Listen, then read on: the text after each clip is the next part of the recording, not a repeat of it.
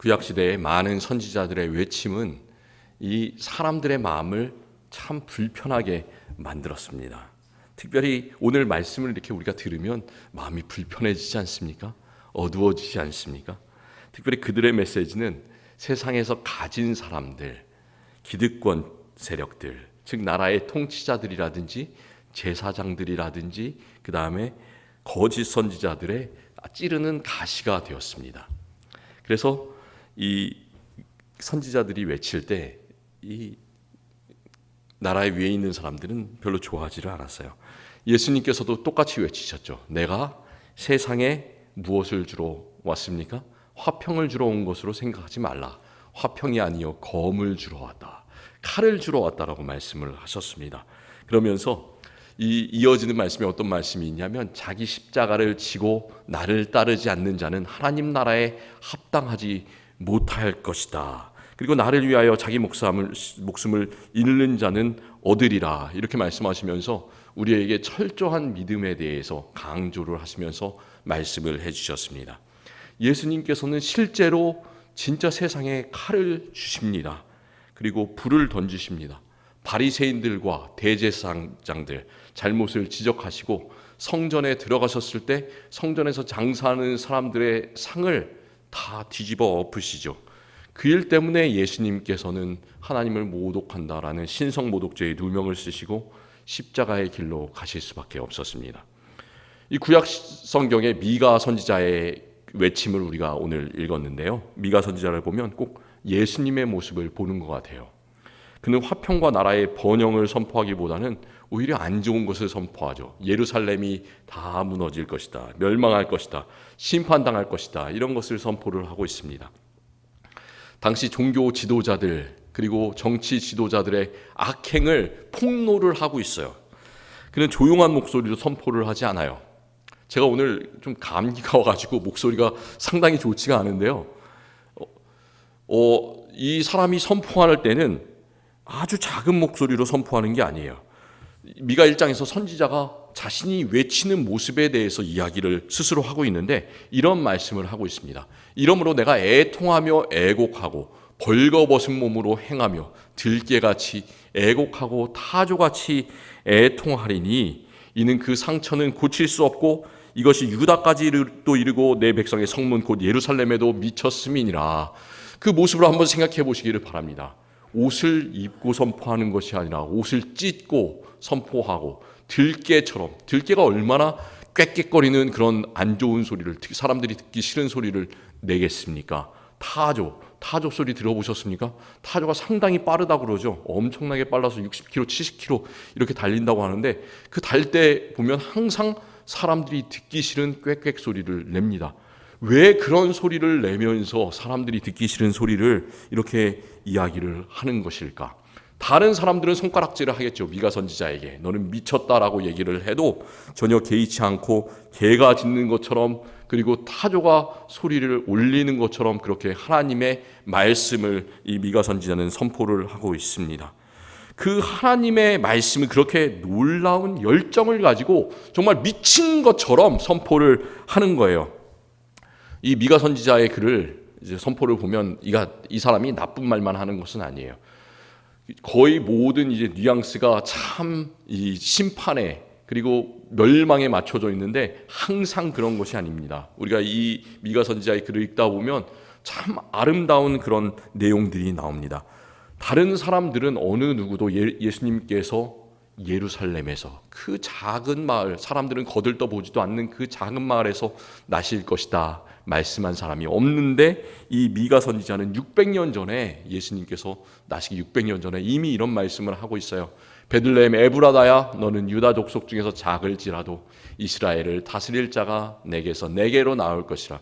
그의 근본은 상고의 영원에 있느니라. 예수 그리스도께서는 옛날부터 영원부터 계셨다는 이 놀라운 사실을 선포를 하고 있어요. 예수님뿐만이 아니라 또 예수님에 대해서뿐만 아니라 또 이 사람은 예루살렘이 회복될 것이다 라고 얘기를 하고 있습니다. 곧 많은 이방 사람들이 가며 이르기를 오라 우리가 여호와의 산에 올라가자. 야곱이 하나님의 전에 이르자 그가 그의 도를 가지고 우리를 가르치실 것이니라.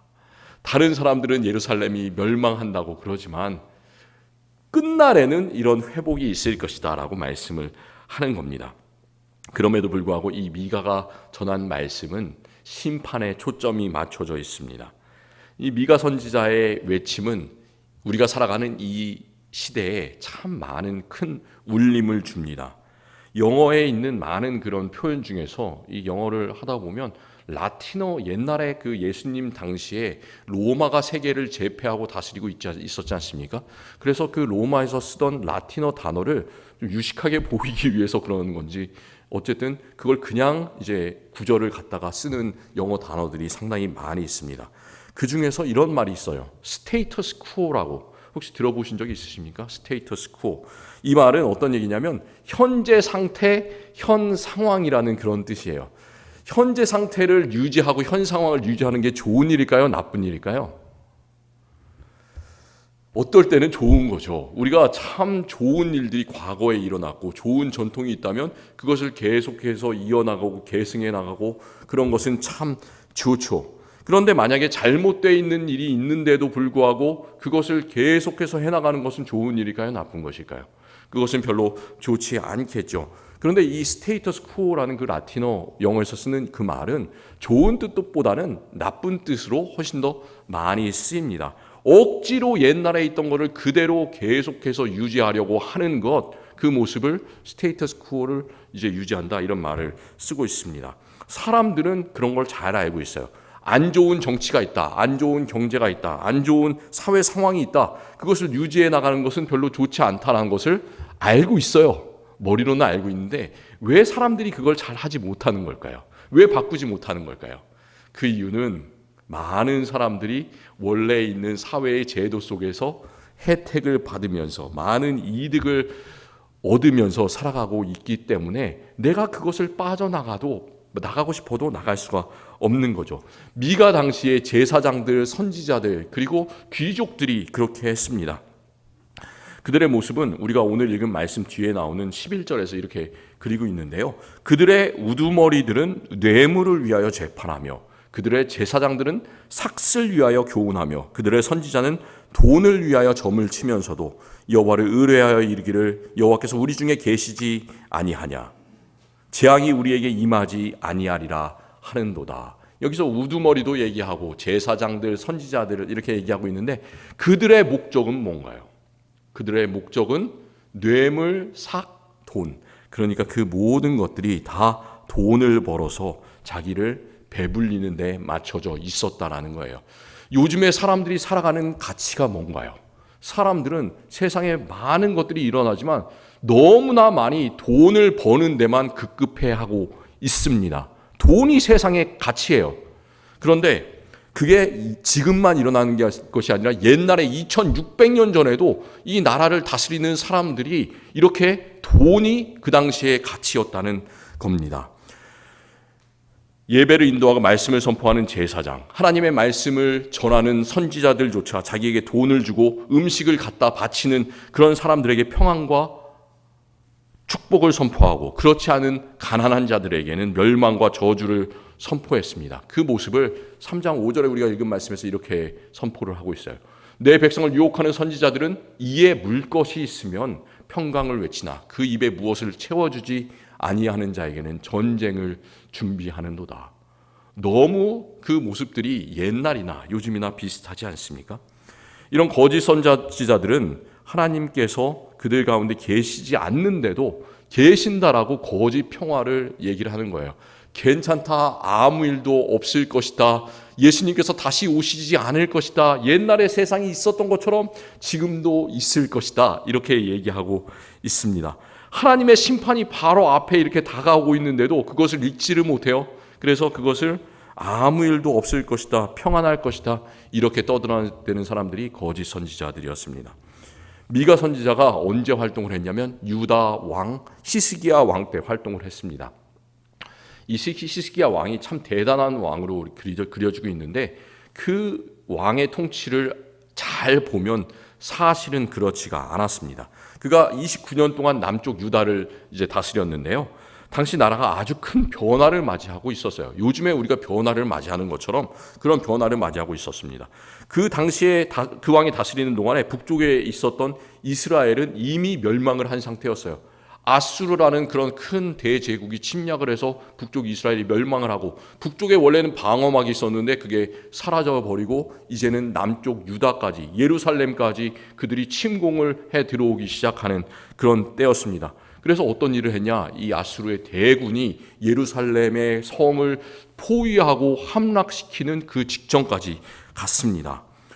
그 사람의 힘으로는 감당할 수 없는, 아무것도 상대할 수 없는 그런 상황 속에서 하나님께서는 어떻게 하시나요?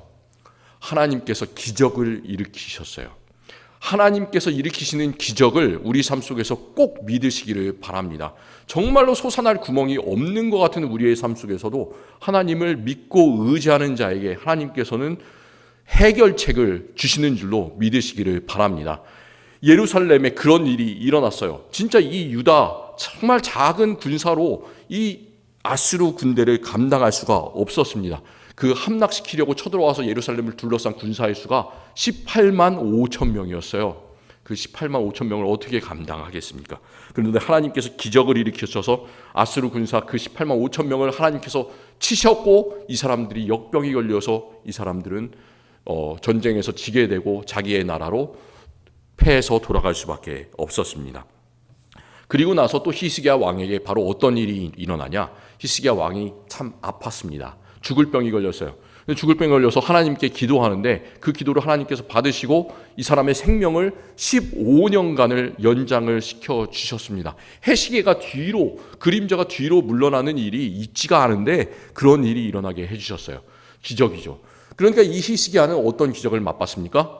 나라가 하나님께서 세워주시는, 만들어주시는 기적으로 군사를 물리치는 기적도 보았고, 개인적인 삶 속에서 병이 낫고 수명이 연장되는 그런 기적도 맛봤습니다. 그러면 우리가 어떻게 살아야 될까요?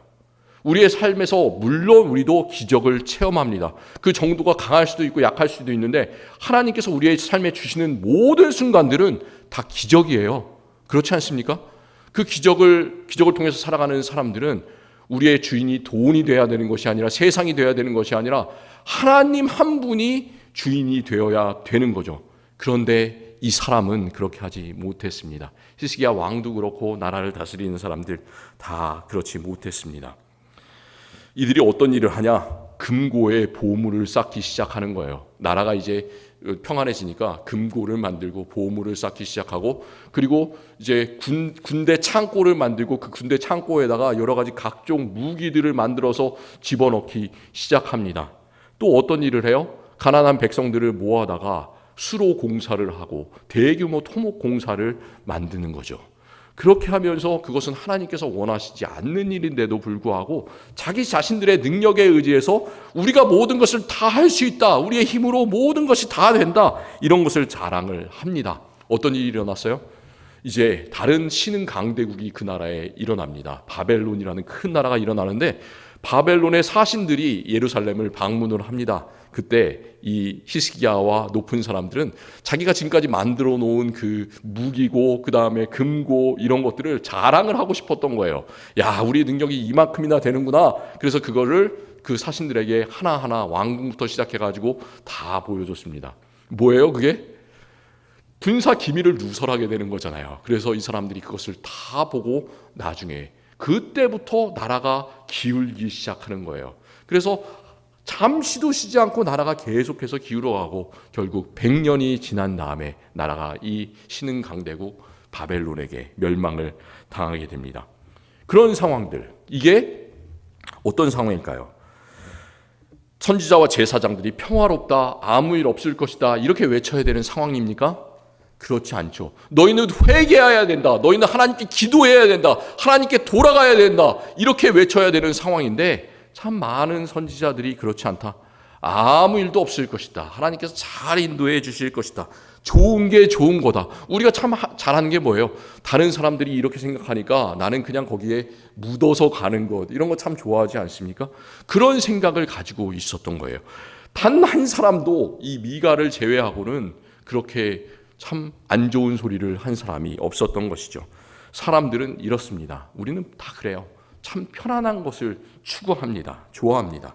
지금 현재 상황, 그 스테이터스 쿠어에 머물러 있는 것을 너무나 좋아합니다. 그때도 그렇고 지금도 마찬가지로 그렇습니다. 그래서 하나님께서 우리에게 복을 주실 것이다, 이런 얘기를 우리는 참 좋아해요.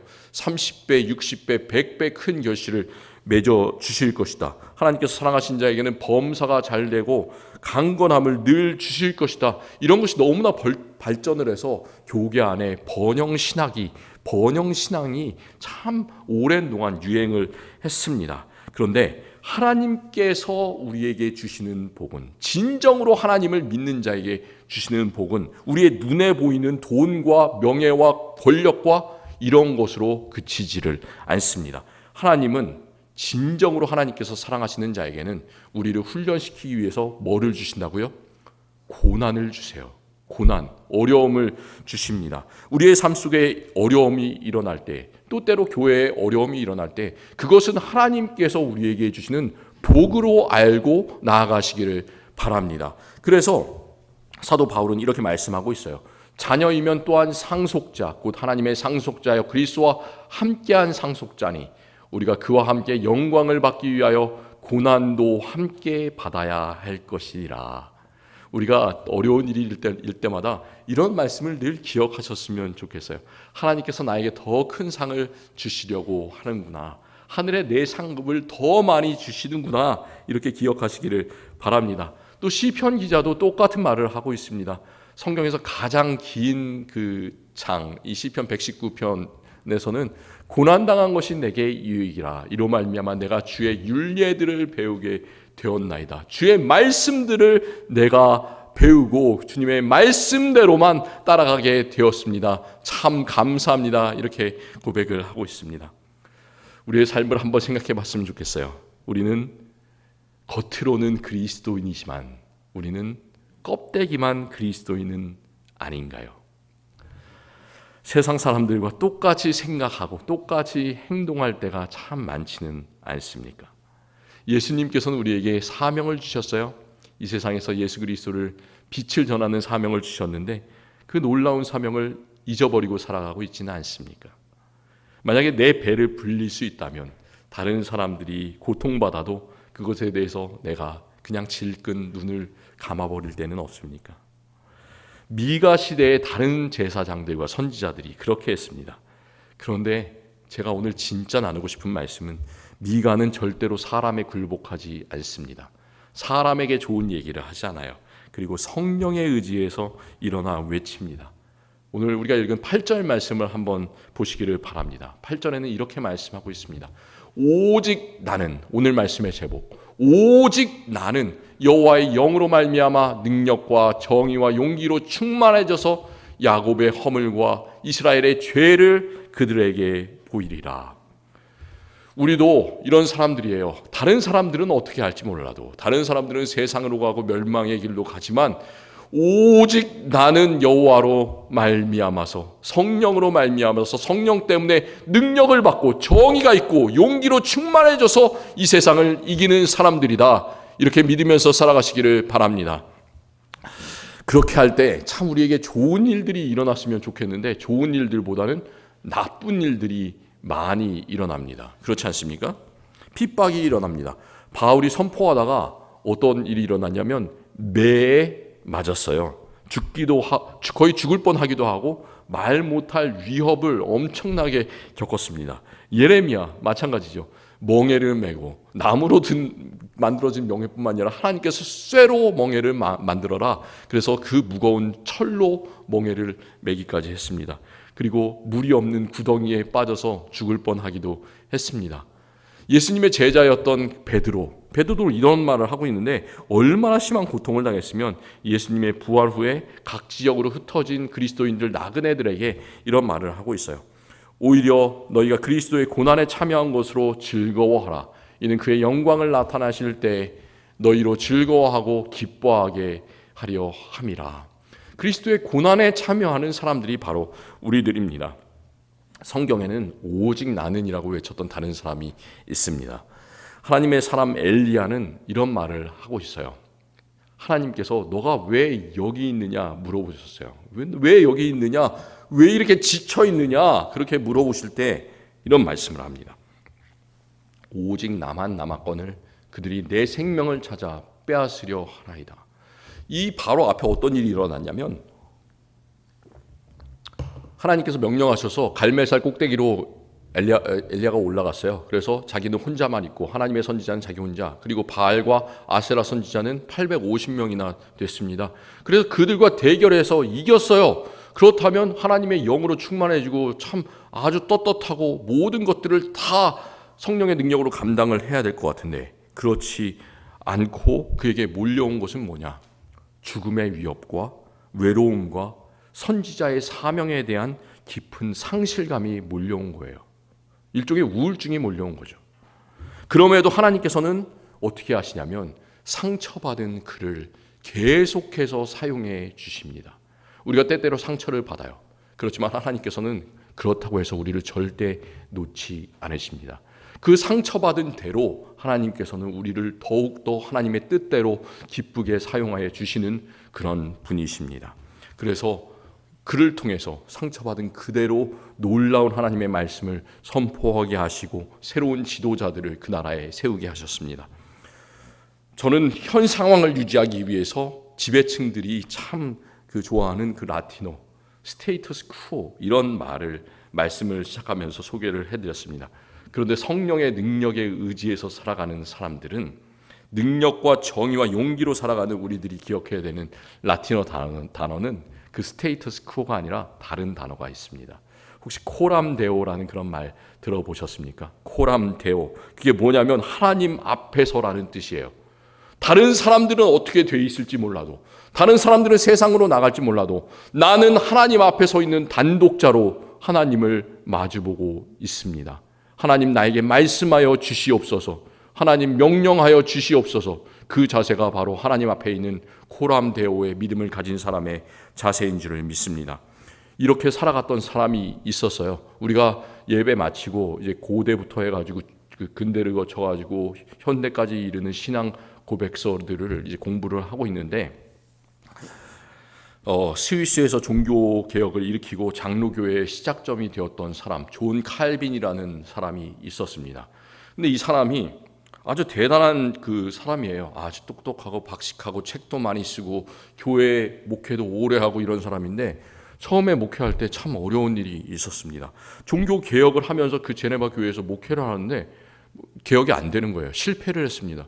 그래서 3년 만에 실패를 경험하고 그 제네바 교회에서 어쩔 수 없이 추방당할 수밖에 없는 그런 상황이 됐습니다. 그래서 쫓겨났어요.